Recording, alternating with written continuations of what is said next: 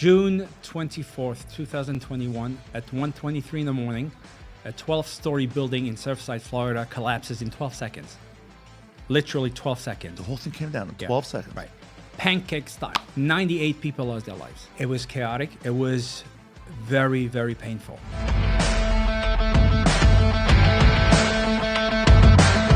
None of your business, Ushy.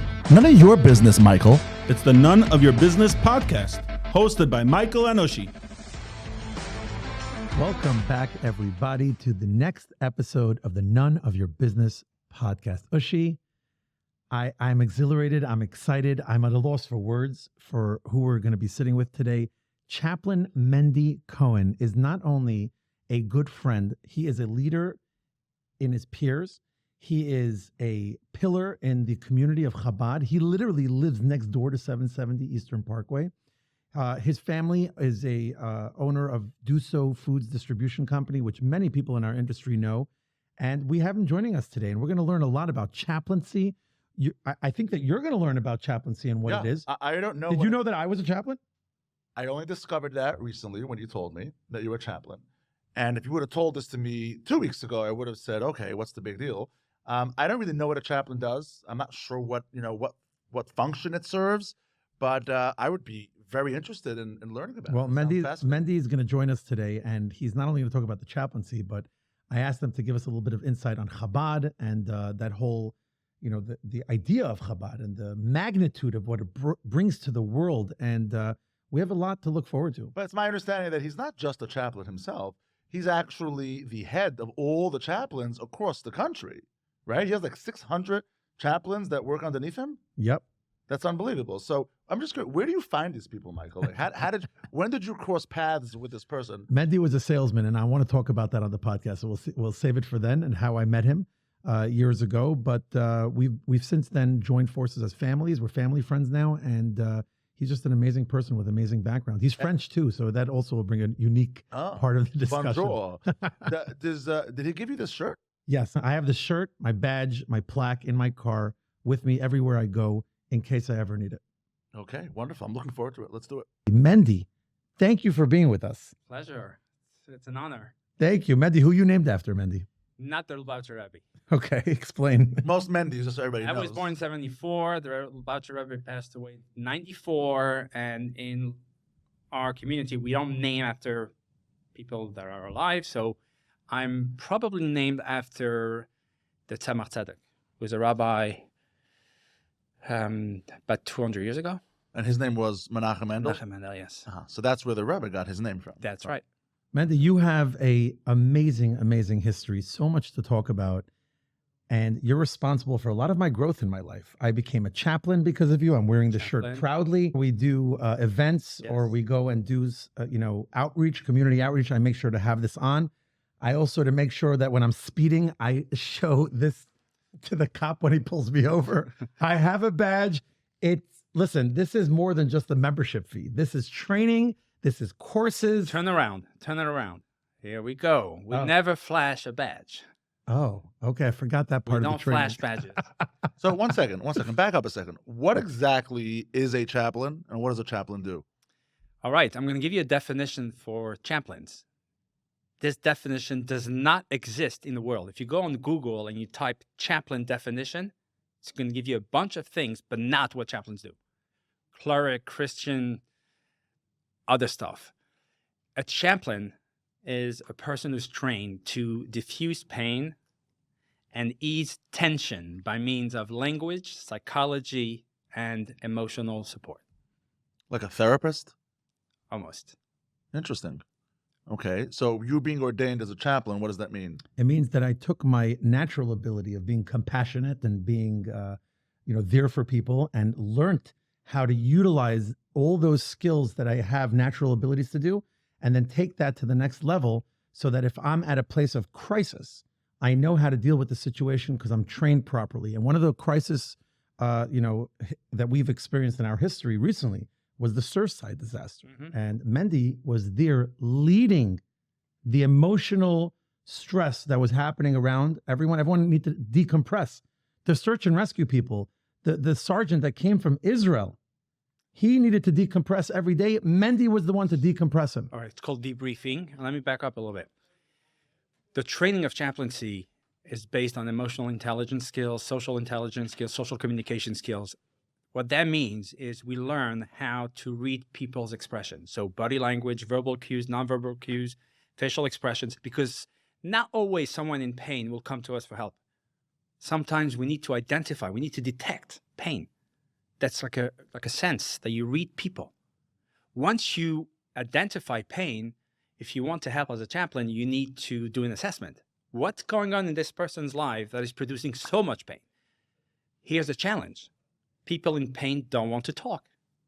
People in pain don't want to share. That is what pain does. Pain isolates people within themselves. So what is the language you need to use?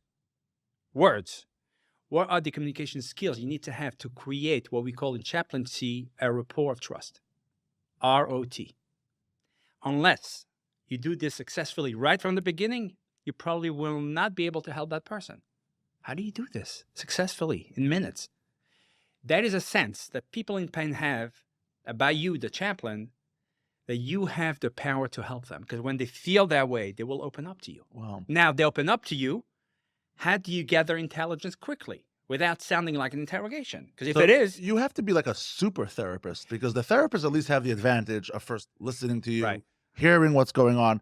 In your line of work, you don't have that luxury. Right. It sounds like you're dealing with such traumatic events, with such people that have real big issues that they're not opening, they're not sharing. You have to pull that out of them, extract it on your own. right. So you have to have them open up to you. And for this, there's a science to it.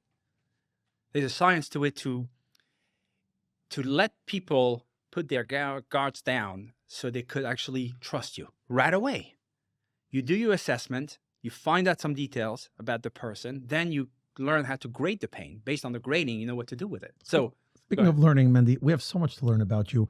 We've been listening to the feedback of our listeners, and one of the things that they absolutely love and they're eating up alive is the lightning round. So our team got together and we decided to start the podcast with the lightning round. So if that's okay with you, we'd like to learn about you. please. And start off with just top 5 questions that we have, and you get one none of your business to respond. You if can pass on only one question I got you. if you don't want to answer it. But the other questions, you got to answer off the cuff. Don't think about it too much. Just first thing that comes to mind, just spit it out. Here we go. Who is the person, Mendy, past, present, or future, that you would like to have lunch with? King David. King David. Wow. Okay. Who is the most respected person that you already did lunch with? Colonel Golan Vav Wow. I can't wait to get from back to IDF. that. Can't wait to get back to that. How many times have you seen the Rebbe? Hundreds or thousands of times. Wow. In person? Yes. Did you get dollars every time? Hundreds. Okay, we'll go back to that in a minute. Did you yourself go through the tunnel in 770? None of your business. And finally, how many chaplains, Mendy, do you oversee? 642 Whoa. and over 200 in the making, in training. That's great. That's a lot. Yeah. And you have interactions with each of them? I wish I had 25 hours a day so I could actually have more interactions. But yes. By the way, chaplains, Mhm. in my mind, what I always thought they do, or where you see chaplains, is in a prison, right? In a Also. prison, you have chaplains that come to visit with the Also. prisoners. Yes. That's kind of where I thought of a chaplain. Or in war, sometimes they have to go onto the battlefield. People that are dying all the time, so they have a chaplain that is there, as needed. Like, that's to me what a chaplain is. But I never really understood what they do or what's behind it. Your explanation when we started, it sounds like this is an art form. It sounds like that this It is is. something that you have to have years of training Well, until no. you get it right. Well, the first skill for a chaplain, the first skill, is called ministry of presence. It's the ability to give yourself, your presence, to someone who needs it. But for that, you need to block all your background noise in your mind, which is very hard. In fact, they did a study. How many times a person on the average day gets interrupted by their smartphone? Do you have an idea? Give me a number. Interrupted was interrupted me. Whether a call, a beep, A message. a vibration, a Or them message, looking at it a on their WhatsApp, own. on your own. Are you asking how many times a day or how Yeah, many a times day, an a hour? day, a day. How many times a day? Yes. That's got to be 50? no. I would say more than 50. I would Give say me a number, 50, or what do you say? if we're understanding each other, it means like how many times a person would look at his phone Yes, for one reason or another. interrupted means that For a you ding, look. for a call. Pick your phone For up a and you look ding, at it. yeah. For You a look ding, at it. yeah. Even if you want to go online for something, or Anything. you want to check a social text, media. you receive a text, you send it. I would say probably 250 times. All right. You want the number? I'll give you the number. This is based on 44,000 people. 1,400 times. Wow. That means that the mind doesn't know how to focus more than a few seconds at a time. It's a few seconds. 1,400 times a day. So the average person picks up his phone to engage with his phone. how many people told you I'm ADD or ADHD? Everybody today. Everybody moves. Everything is racing because the mind is racing. Chaplains, when they give ministry of presence, they have to stop that. Very complicated, very difficult. They have to make you focus, right? Exactly. You have to focus and you have to remove all the background noise from your mind. That voice that talks to you every time you see things, like right now, you're looking at me, you're thinking about what I'm saying, is to remove so you could bring your presence to someone. That is what ministry of presence is. And at the core level, you're able to co-regulate emotions. Every time you meet someone, you make them feel better. So the first job is to settle things down, is to just remove all of the distractions and have that person focus on you. So now you can start. Right. Okay, interesting. That's called ministry of presence. Ministry of presence. So how do we do that? There is a science to it. You know, I travel a lot, and I have to tell you that I wish there were chaplains in the airports more than there were police. Because every time you have chaos on a plane with someone who didn't listen to one of the flight attendants, police come, they don't ask questions, they bring them out, and everybody's flight gets ruined, as opposed to a chaplain who can come and diffuse the situation. Or perhaps you should start training all the flight attendants and turn them into chaplains. We'd probably have a more pleasant flying experience for everybody. In fact, we do work in one airport, Miami International Airport. Sure. We have chaplains there. And when I travel, I always put this cap on. I have a lapel, like a little badge here, and my ID. That's how I walk. Does that invite people to talk to you about challenges Yes. they're having? Not only that, but when I walked onto a plane, I'm always the first one. I walk over and I say, I'm an active chaplain. I would need to get on the plane right away before everybody. Now, when people come in, I look at them. See who's stressed. Right. To see And I'll tell you something. Those are about to start, you could tell the way they walk inside. Because I'm looking at them, I'm looking at their eyes, I'm looking at their body expression, body language. And I take 2 business cards and I give them to the pilots. And they always tell me, thank you for being on board. You have a special message on the back of your cards that I've seen you give to police officers. That's right. Here, this is for police officers.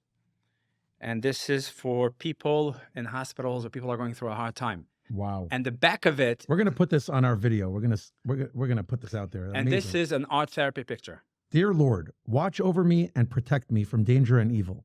Grant me the courage to do justice. Wow, this is amazing. And over here, as we wait and hope for good news, please guide me to stay whole and serene. Fantastic. And I want to know how this affects you on your daily basis. I get phone calls every day. Today, I got a phone call from Newark Federal Prison. The guy's been arrested for 9 months and nobody knows about it. I just found out this morning. How did you find out about What it? do you mean arrested for 9 months? I mean, He's in jail for 9 months. He's already in jail. In a hold-up, and he can't get out because there's a flight risk. So right now he's in a holding cell. He doesn't speak English well. How did this come to you? I went yesterday for lunch, for business lunch in Manhattan. I was wearing my lapel, my chaplain badge on my jacket, and the owner of the restaurant came over to me asking me, what is a chaplain? And I explained to him, I need your help. This morning he calls me to tell me about this very, very unfortunate situation where this guy was arrested, seemed to be a normal, actually a very successful businessman, but he doesn't know how to pull strings here. Wow. So he's stuck for 9 months in the What jail. was he arrested for? I don't know. What were the charges? I don't know. I know he has to call me soon. And this is going on for 9 months For already? 9 months. And you're going to be all over it. And I told his wife already, we're going to get him out. From wearing a lapel. I don't know what the story is, but I know in the depth of my You know, heart. I feel like I want the world to know. You know, there's a special signal, a hand signal. You know this? If someone's kidnapped, that they do a hand signal Yeah. to let people know No, that I they've don't been know about abducted. this. Yeah, No. there's a hand signal What's the hand to signal? show that you've been abducted. It's I think it's something like this, that you have to show somebody like this with your hands. And I feel like, Mendy, your wearing a lapel is a signal to others. If you need help, I'm here for you. What an amazing thing. You wear the lapel and it invites the challenges that people have to come, and you're on top of it. And I want to tell you another a secret, which I tell chaplains. We live today in very difficult times. There's pain everywhere, at all level of our communities. Toddlers, teenagers, young adults, middle-aged, elderly, married, single, female, male. There's pain everywhere. How do you protect yourself from pain? From society. Just listen to the news. You'll hear pain. The best way to do this is to help someone else. Mm. That's the best self-therapy. It subsides some of your own pain. It Is if you help it someone blocks else. it blocks the negative energy from outside to enter your mind and your heart. Tell me- Why? Yeah. No, go ahead. Because once you're busy giving, two forces, opposite forces, cannot operate at the same time. So either you give or you receive. Hmm. When you give from yourself to others, nothing from the outside could go inside you. And this is a fact. Yeah. Yeah. No, listen, giving, sometimes people say, is almost a selfish thing because you're really helping yourself. Right. Because by giving to someone else, it makes you feel better as well. Because I think humans, we're wired that way, is that, you know, we're always trying to do things to make ourselves feel good, right? That's what we want to do. And by seeing an impact that you make on someone else, that's something that makes you feel very good. So it's almost like a distraction of what's going on in your own life when you're involving yourself in someone else's life and you're helping them and you're doing good, you're doing positive. I have to say, this chaplain thing to me is fascinating. I think I'm the casual person as well that doesn't know much about chaplains. I think if you ask just the average person, hey, what's a chaplain? What does a chaplain member do? We won't know. We have no idea. People don't know. But guys True. like you exist. I mean, chaplain sounds like there's a lot of people out there that are chaplains, and you're helping people in a big way. You're also trained, it sounds like, to really, like you were saying, identifying people just by looking at them, by picking up on cues, their body language, which I'd love to hear like some examples of like what you look for and what does that tell you when you see somebody's like, what are some of those things that you look for when you see someone to detect what's going on with them and if they need your services? You know what, Mendy? Take us back to Surfside, because in the lightning round, you mentioned that you had lunch with someone who was very important to the, you know, that disaster and just being there and managing the situation. I remember the first few days, it was chaos. No one knew what to do or how to do it. People were afraid to touch anything. And then in came the leadership of Israel, the search and rescue team. And that's the person that you mentioned earlier. Please tell us more. And maybe you can get into Ushy's question and talk about what that was like and how do you detect and how do you know when to Give us say a something? real-time experience. yeah, Give us I'd love something to that learn about actually that. happened and what occurred and what transpired. Tell us How, about who he was. yeah. So June 24th, 2021, at 1:23 in the morning, a 12-story building in Surfside, Florida, collapses in 12 seconds. Literally 12 seconds. The whole thing came down in Yeah. 12 seconds. Right. Pancake style. Wow. 98 people lost their lives. It was chaotic. It was very, very painful. And the National Rescue Unit of IDF, this is a division of IDF who train all year round to assist in disasters around the world. The commander, his name is Golan Vach. Was he on TV? Yes, Many times. I've seen him. You I could saw Google him. talking. Yeah, yeah. right. So he came with his team of engineers, and what they did, it was astonishing. They put together engineers, interviewers, intelligence officers who interviewed every single family member who had a family in that building to know how was the layout of each apartment.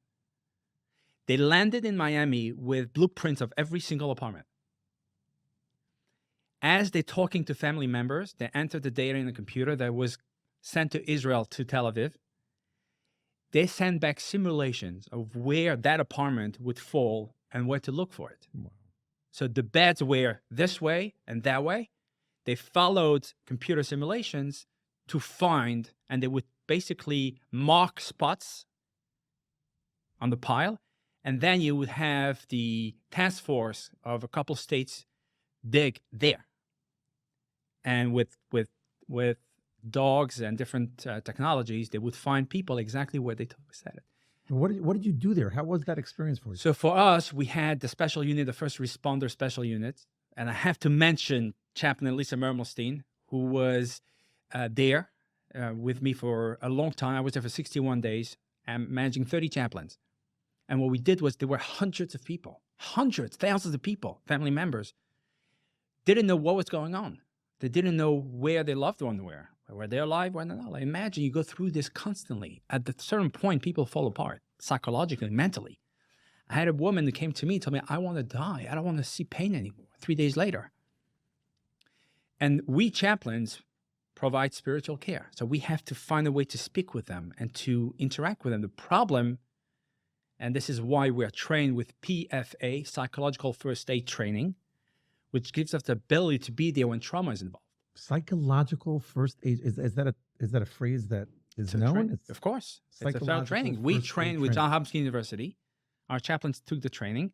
We have a special division of first responders chaplains who attend disasters. Wow. So those chaplains, and I'm part of them, we had to find ways to stop people to think, because at a certain point, they could not listen to anything because the mind was in a cycle, in a loop of pain.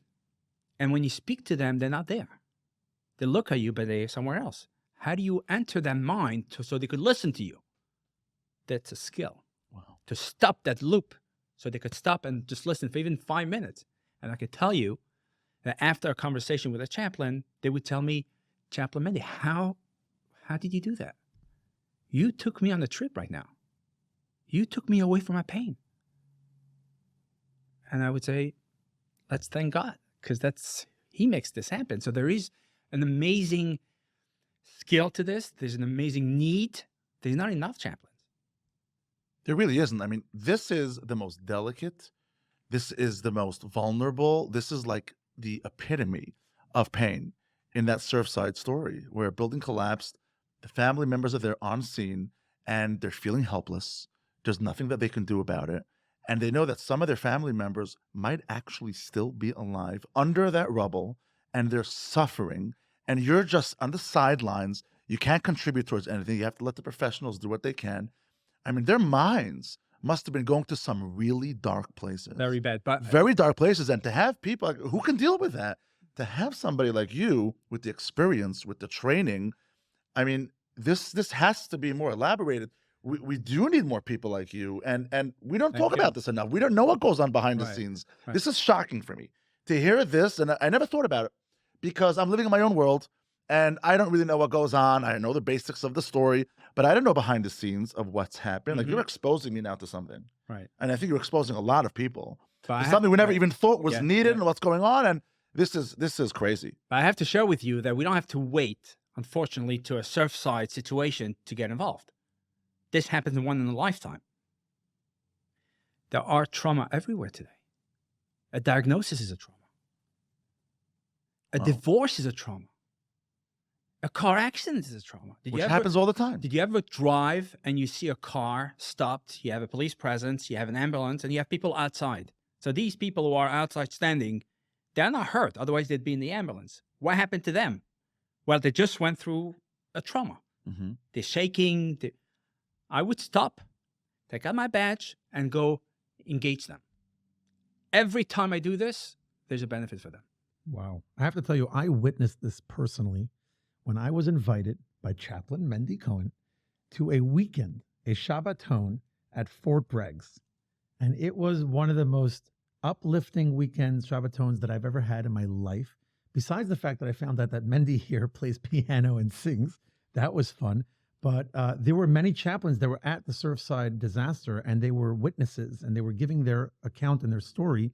I even at that weekend got to meet the first cyclist for Bike for Chai, Right. Chaplain David, the first one. He was telling us the story about how he started Bike for Chai by being the guy who's like, no, I'll take my bike and I'll go there. I don't know if you know the story, but there's one chaplain who started Bike for Chai, and he just took his bike and he's like, oh, I'll meet you guys there. And he was the first rider ever. And that weekend, I got to learn so much about chaplaincy, how integrated they are into the United States Army. You say you know about chaplains in hospitals, in prisons, in armies, and I love where the conversation is going. Needing those chaplaincies around us and us being trained, just the training that I've got alone from this program was very helpful for me to know when I pull over, instead of just my instinct kicking in and letting me help people around me, but understanding how to take a step back and listen in a whole new light, which was amazing to me. I loved it. And by the way, you know, Mendy, there's a lot of trauma going on right now in the world that I want to talk about for a minute. That's hitting me home personally. Every time I go to Manhattan, every time I go out to New York City, and I go out at least once a week to New York City, every time I go out, I'm a little bit nervous. There's a little bit of anxiety. There's a little bit of trauma. You know what that trauma is? That there's going to be protesters and haters that are going to walk around and they don't just raise their flag. They're dangerous. I'm scared for my life sometimes. In fact, I know that this is something that we talk about that happens in the city and everywhere else, but something that you don't know, Ushy, is Mendy's from Paris. Mendy's from France. Mendy, you come from an environment of the entire country feels like New York City on a Thursday night demonstration or a protest. How does that feel?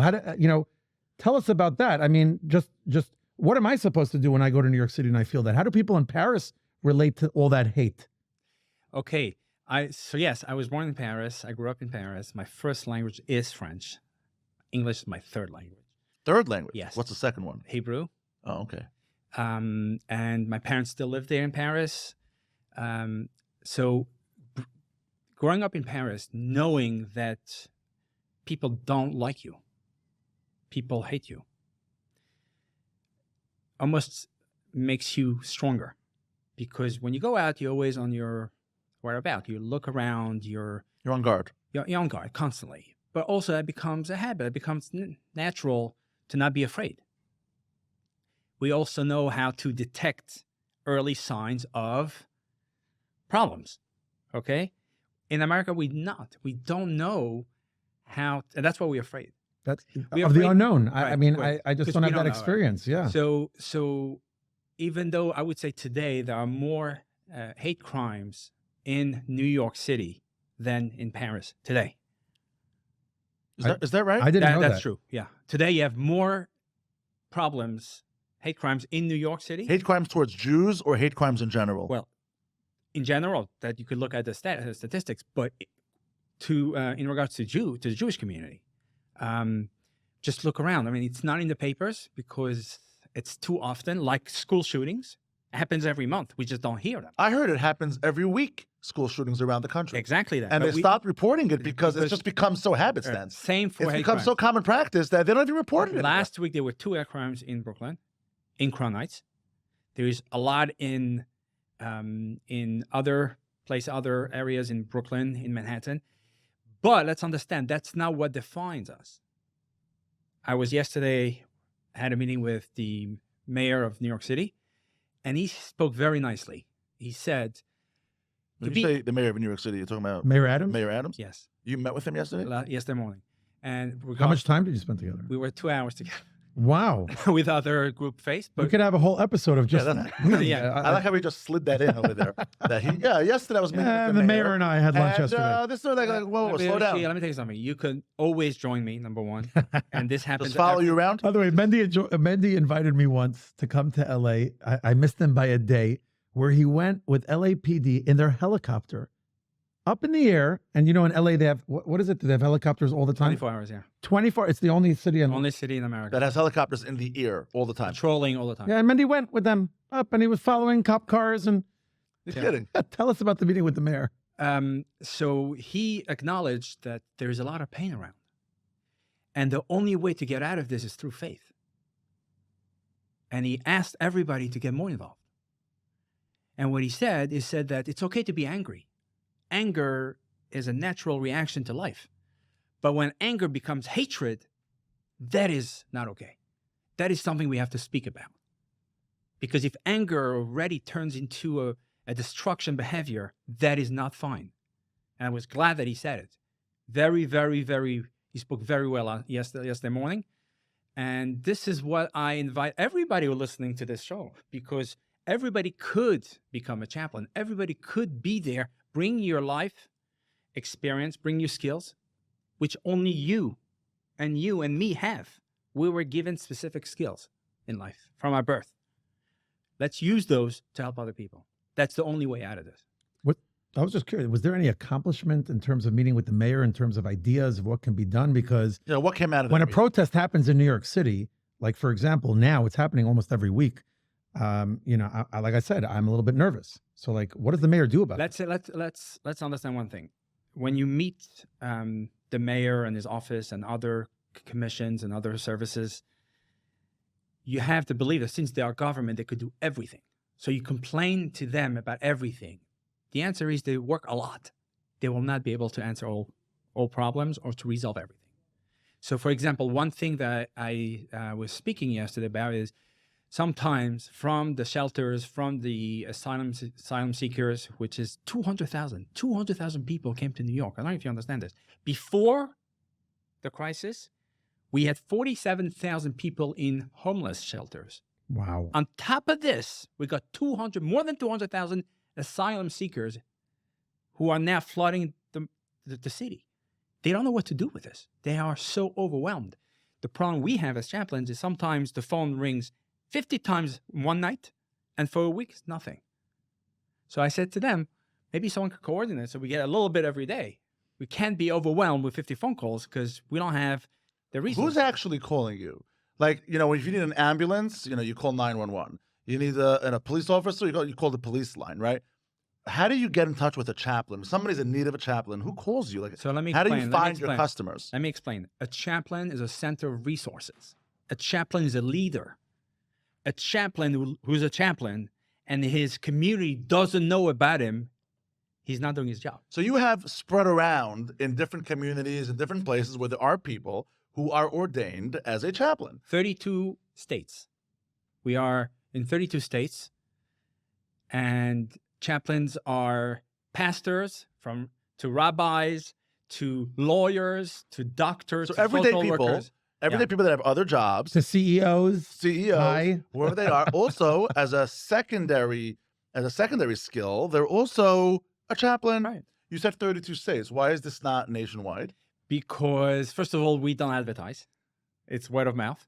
Okay. So, and that's amazing because we grew to 600 chaplains plus based on word of mouth. 1 second. There are 600 total chaplains in these 32 states? In USCC, in the United States Chaplain Corps. The Army has 3,200 chaplains. Oh, that's part of the Army. That's part of the That's Army. meant for them. Right. Internally. And they need another 5,000. There's a shortage of chaplains, and they pay very well. You know that you can make 6 figures after 3 years as a chaplain in the Army. Wow. And they give you a house and give you everything else, plus benefit. Really? Yep. So it's really an important job there. It is. Why In not fact, bring this to everyday people living their lives? That's our job. That are now suffering from traumatic events, just like people in the Army are. It's bleeding into our communities in so many ways. Yeah. Having chaplains is such a necessary thing. Absolutely. I applaud you. I really do. Thank you. And everything that you're doing and the work that you're doing, because, I think people are much more open today to mental health issues than they ever were. This was something that for many years was being shoved under the rug and it wasn't being talked about. And now we're all recognizing that we didn't do ourselves any good by doing that. And it's just festering and it's becoming worse and it's just escalating. And by diffusing it with chaplains that are being made available to communities all over the place, I mean, this has to be more publicized. I don't know. I didn't know in my community. I wonder who's a chaplain in my community. I mean, Michael actually doesn't live too far from me. He's a chaplain. So maybe your community knows about it. But there has to be more word of mouth. We have to get this message out that chaplains can really make a difference in people's lives. This is really wonderful what you're doing. They are doing it. We see our chaplains have to report once a month on one mission they do. The way they are, and that's why they're in a way independent, that they manage their own time and their own missions, but they have to stay active within the USCC. So when we go to the system, we see them active, okay, in order to continue being a chaplain. I receive hundreds of thousands, literally thousands of mission reports every week and read them. It's absolutely unbelievable. You read mine? I was a point that I read every single one. Today I can't anymore because there's too much. Mendy, you mentioned about the Lubavitcher Rebbe and how you have thousands of dollars. I mean, you actually Not have them thousands, still? hundreds, yes. Hundreds, Yeah. hundreds. What, Yeah. is there a value now, a monetary value on those dollars? Yes, yes. Actually, I make. So I received them when I used to go to him, and Yeah. he used to give me coins and dollars. Today, I make a business to give them out.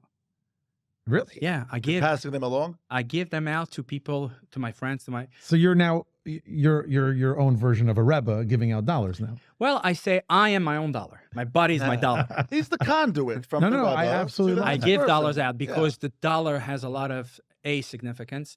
There's an energy to it that Yeah. people value. There's a tremendous amount. When you have one, there is what it is. The number of dollars out there doesn't grow. Yeah. It is. I'm a very big believer in this. I stuff. gave one last week.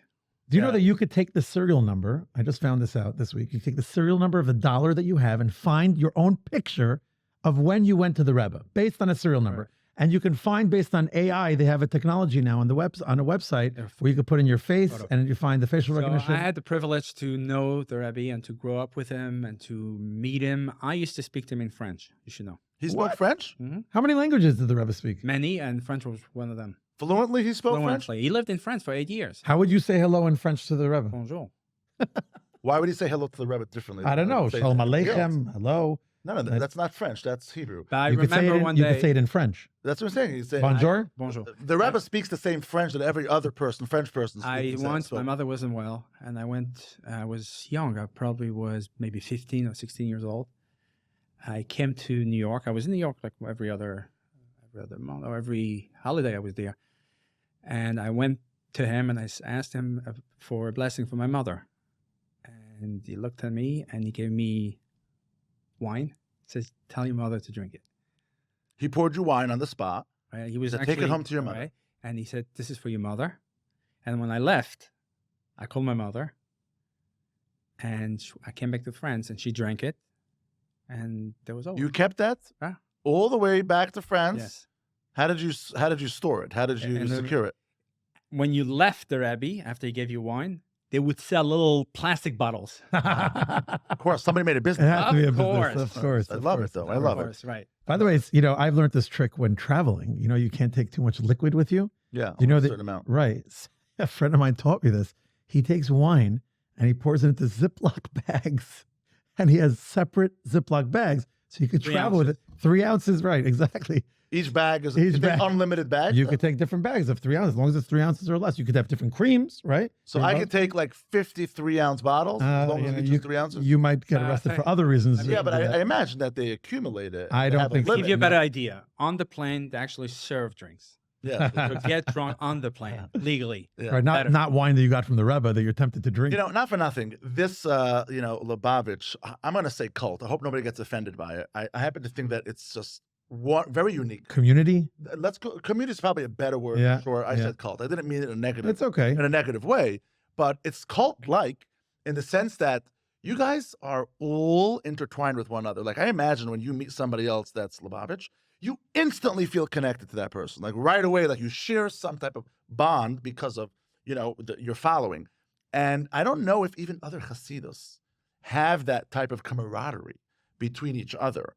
And it's also so vast. Lubavitch has grown into, it's a worldwide phenomenon. You're everywhere. What's your question, sir? I don't have a question, but I'm going somewhere. By the way, I'm sorry, it's also more identifiable. Their hats are smashed and Yeah. their beards are Their long. features. Their as features, well. you can tell. Yeah, exactly. But one of the things that I'm mostly, and I think most people will tell you that one of the biggest things that stands out with Lubavitch is that you could go anywhere in the world, and no matter where you are, I don't care if you're in the Himalayas or if you're in Iceland, wherever you might be, there's gonna be a Chabad house. There's gonna be a Lubavitch place that is there just to host those people, to make sure that they have food, to make sure that But they're. that's the entertainment of Lubavitch, of Chabad.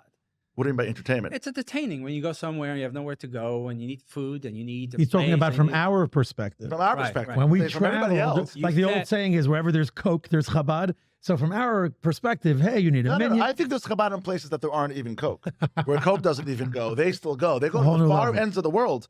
It's unbelievable. Yeah, but, You but know, take us further into that. I'm Go going to ahead. take you further. First of all, you said when a Chabad meets another Chabad or Lubavitch, right? There is a sense of connection. Yes. I have to tell you that connection is not per se Chabad to Chabad or Lubavitch to Lubavitch is Chabad to just any Jew. So it's about connecting with a brother, connecting with a sister. I'm sorry, I undersold it. He's right. It's not Right. just Chabad to Yeah, Chabad. yeah. I hear that. It's Right. Chabad Yeah. to really any other Jew. Like they have a bigger connection than us have to each other. I think Chabad really exemplifies You know, that. I have to tell you, the Rebbe was obsessed with two things. Mainly two things, two ideas. Number one was time. Time was of the essence. Not just one time during the day, but every second. People would come to him and say, hey, look what I did. This is what I built. This is what I've done. This is the book. The first thing the Rebbe would do is give another dollar or another blessing for the next one. 1 second, Rebbe. I just killed myself for this. Did you hear what I just told you? Right. No, this is the past. Move forward. The idea of moving forward, it's about time. Time is so important. Okay. Don't waste Number one, don't waste time. Number one. Number two, he was obsessed with love. Because we are born with it. Life changes it for us. But when we're born, we know what love is. And we lose it. And he says to us, catch it. It's within you. Just get it back. Because when you do it, hatred goes away, resentment goes away, pain goes away, anxiety, stress, and so on. So every second of the day, there is an opportunity to grow and to be free of this demonic life that we live in, which is crazy. I have to ask you, to be a Breslov chassid, right, to join that cult, so to speak, you have to go to Uman. I think there's like 3 rules from what I understand. You have to study the teaching, and you have to do what's called hisbodedut, which means, isolation. Those are 3 things. Like, I've asked people in the past, hey, I like this whole Breslov thing. What do I need to do to be a part of it?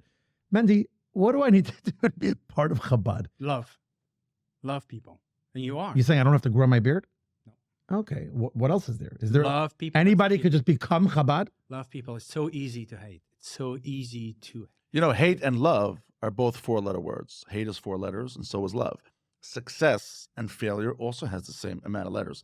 And there's a whole list of these things. You can count it. Yeah, isn't that fascinating? Right? Because you could channel your energies for one way or another way equally as much. Right. So here's an insight on this. Mm-hmm. Okay. Light and darkness. Darkness is not the opposite of light. It's the absence of light. Right. The absence of light. So when you bring light in darkness, darkness evaporates. Same thing with love and hatred. When there's so much hatred, and you mentioned you go to Manhattan, you feel hatred. You feel, that people hate out there. And what does he do to me? Well, he makes me fear. I'm afraid. I'm fearful. I'm anxious. I'm stressed, and so on. Creates pain. Sometimes we feel we have to engage them to undo that. And the answer is not true. The answer is to engage first is to create in ourselves love. So when you feel afraid, do something loving. Anything. That's beautiful. Do something That's loving. very helpful. And that will basically dissipate That's hatred. really good advice. I mean, I feel like that's so The Rebbe's functional, advice, that not advice. mine. And he's translating that into being Chabad Yeah. is that way of life, which is beautiful as well. It's just like hate is the absence of love. So pain is also the absence of feeling good. So if you want to eliminate that pain or you want to lessen that pain, it's to hone in on the positive things, And that's why on the chaplains. good things, and that will slowly diminish the pain. Exactly. By the way, very insightful. Very insightful. I want to share one. I'm using your services right now. You're a chaplain, and I want to tap into this. Okay. And I'm by the way, I'm going to be a big advocate for this because I really believe that chaplains, you guys, are trained in so many different things that you can really bring a lot of value to so many lives, and we need to make this bigger. We need to magnify this. And I want to tell you one of my fears, one of my anxieties, and this is for me something that I live with all the time. Okay, and I want to give you an example, and I'm going to get a little emotional about it because it's about my family, and I promise you, all the time, Michael, I have this fear. Okay, and I imagine others too. When I take my kid to a movie theater, my son, I've taken him a couple of times, and as a treat, my son loves, to go to a movie theater. It's like a big deal for him, and I only save it for when he really deserves it, a big award, a big accomplishment. I take him. I do not rest the entire movie. I'm just sitting on guard. I make sure to take a seat at the very top so I can keep my eyes across the entire movie theater, because I have this anxiety in a public place like that where we're easy targets that some psychopath is going to come in there and shoot up the place. And we've all heard these stories. It's happened before. And any public place that I go to, a theme park, when I'm with my kids, when I'm by myself, I don't think about it as much.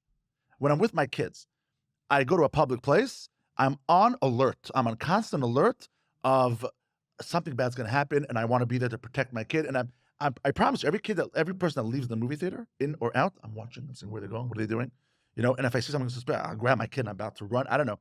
I'm on alert. I have In a to lot ask of places. I have this fear. I have to ask Mendy before you give your response to it. Does your kid feel it? No, I don't think so. He doesn't. I've never told him. Right. He doesn't know this. No, my kid's right. 7 years old. Sure. I didn't let him in on what's going Right. on or what's Okay, going on cool. in my mind. Yeah. No, not at all. Yeah. My kid doesn't feel. He's oblivious to it. My kid's oblivious to it. But I certainly have this anxiety and this fear.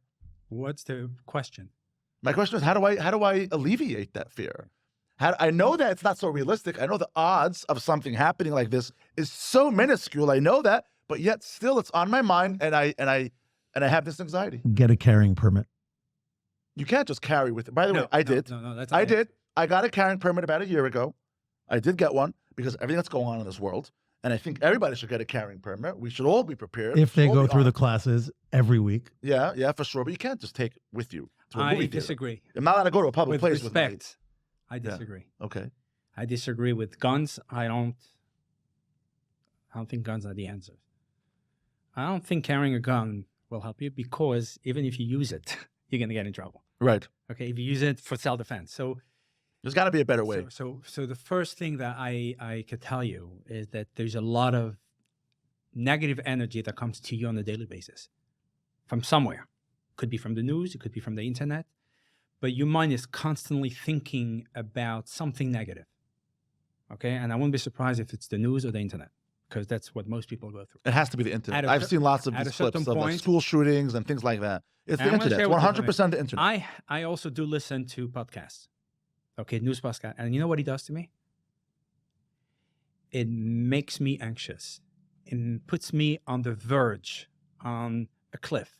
So I'm now looking and I'm seeing everything. What does it help? Does it help me in anything? The answer is zero. Makes it worse. Okay. So if I'm going to be on my guard constantly because I'm listening to what's going on in the world, which is absolutely insane. We live in a very, very dysfunctional world. And dysfunction is constantly how can we survive this?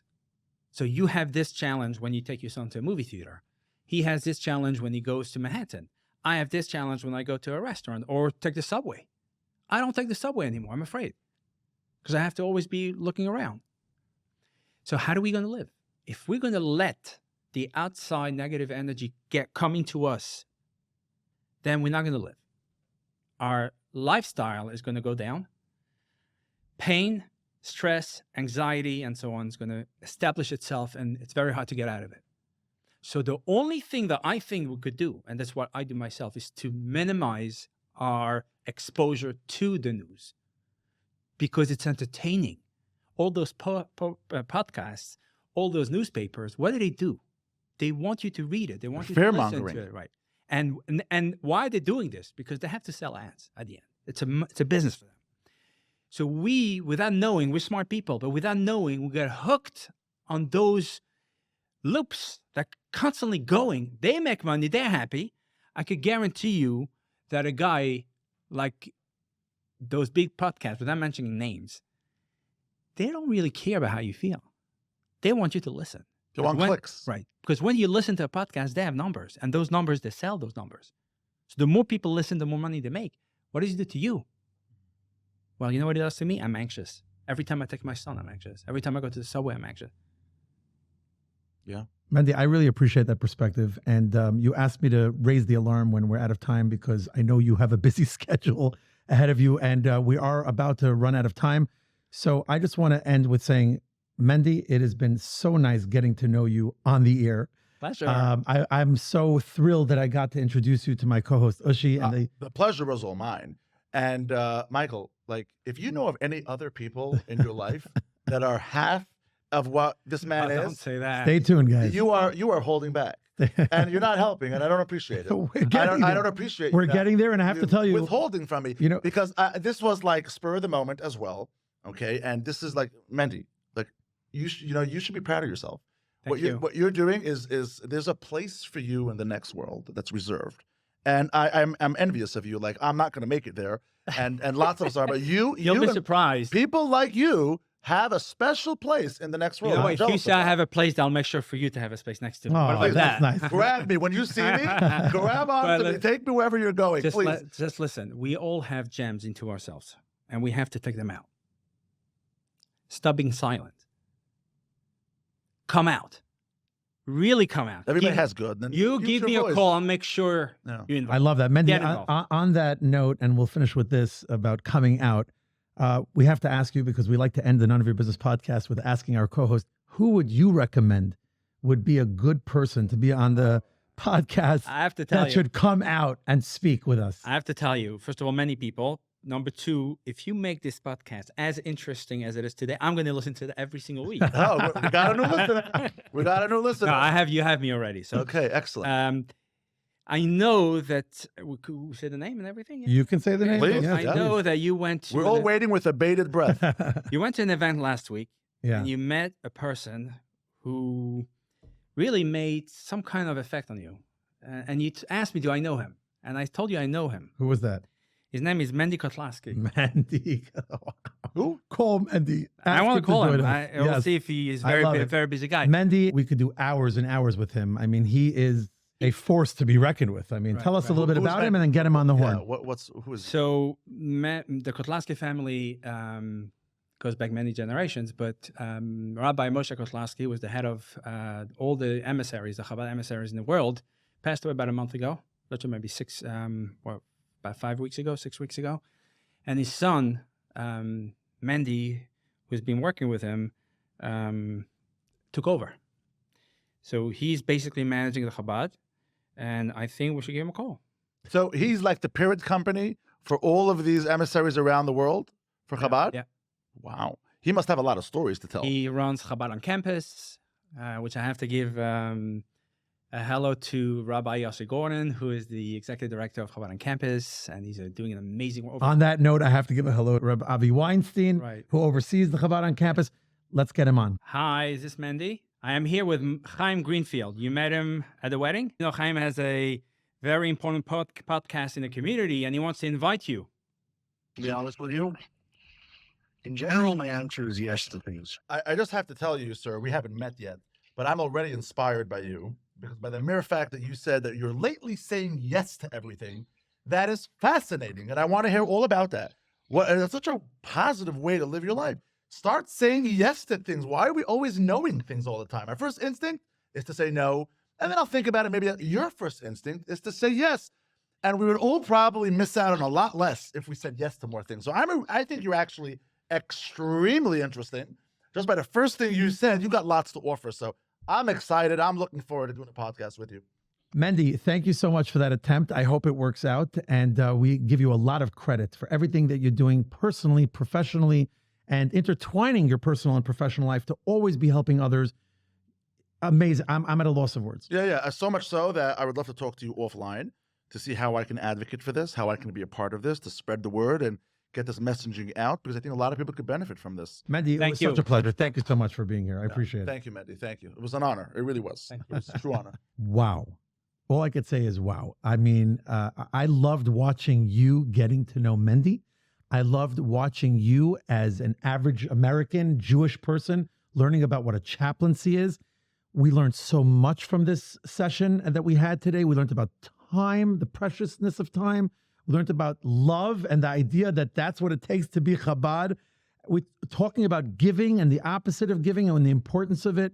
The search and rescue from the Surfside disaster. I mean, there were a lot of teachable moments. The main one for me is learning how precious time is and learn how important love is. Yeah. Michael, I want you to know that doing the podcast, for me, I'm discovering what I'm actually really loving about this is I get to meet these kinds of people. I had no idea about the true nature of what a chaplain does. This is completely new to me. That's a totally new landscape.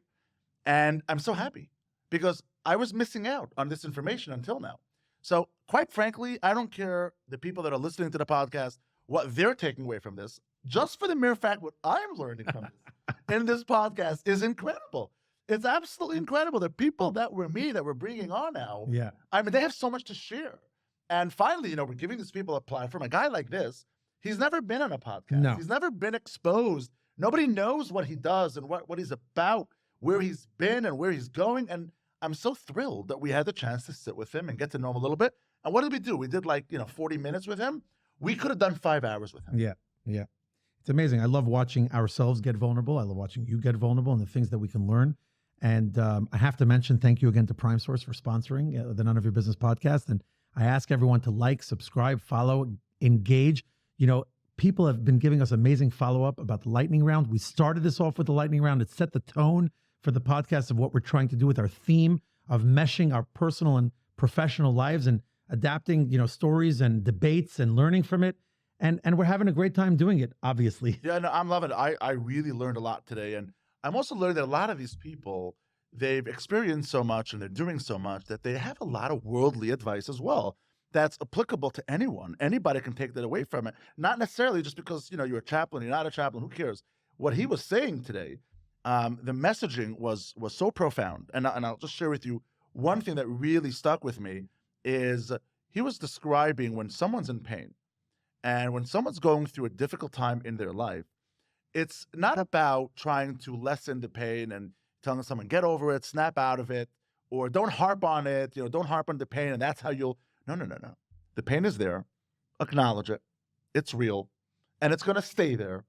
And the way to subside that pain is to focus also on the good, on the positive, on the nice things that's happening in your life, the good things that are happening around you. And in the absence of darkness, in the absence of light is darkness, right? In the absence of good is when there is pain. And if you start focusing more on the good things, then the pain will slowly start moving away and it'll slowly lessen. And this is why people say, you are who you hang around with. 100%. You are who you hang around with because that is what you're surrounding yourself with. And that's ultimately where you're going to be. And right? Yep. And don't forget, we are in this together and we're here to learn from one another. And I'm loving everything about this podcast and I'm looking forward to more to come. This was amazing. All right. Thank you. Till next time, everybody.